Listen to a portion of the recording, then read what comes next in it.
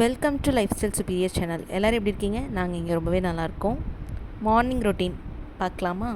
First time in our channel அங்கே பார்க்கலாம்.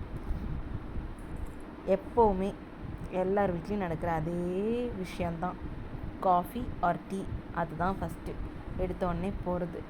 First என் மைண்டே காஃபிக்கு தான் போகும். அதுவும் ஃபில்ட்ரு காஃபி தான். இன்ஸ்டன்ட் காஃபிலாம் குடிச்சு சலிச்சு போச்சுங்க.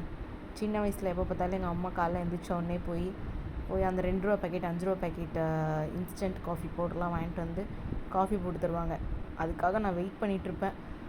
அதே பழக்கம் வந்து பெருசாகிற வரைக்கும் இருந்தது. ஆனால் அதுக்கப்புறமா என்னமோ தெரில, ஃபில்டர் காஃபி மேலே ஒரு க்ரேஸ் வந்து அதை குடிக்க ஆரம்பித்தோன்னே இன்ஸ்டன்ட் காஃபி பக்கமே போகிறது கிடையாது.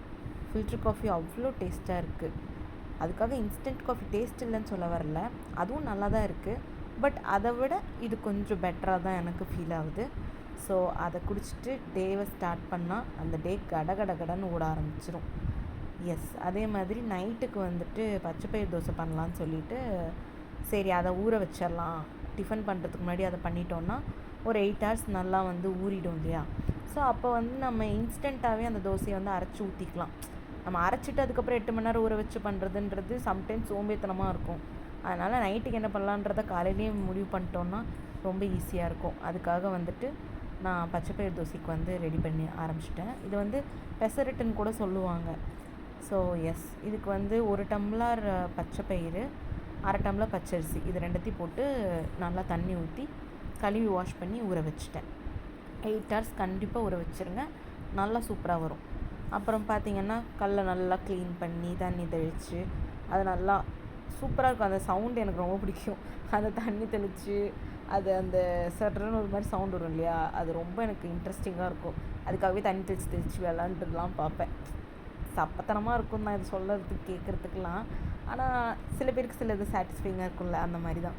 ஸோ நல்லா தோசைக்கல்லை சீசனிங் பண்ணிவிட்டு அடமாவு வீட்டில் இருந்தது, அதோட ரெசிபியும் நான் ஒரு நாள் உங்களுக்கு வந்து ஷேர் பண்ணுறேன். கண்டிப்பாக ஷார்ட்ஸில் அப்லோட் பண்ணுறேன்.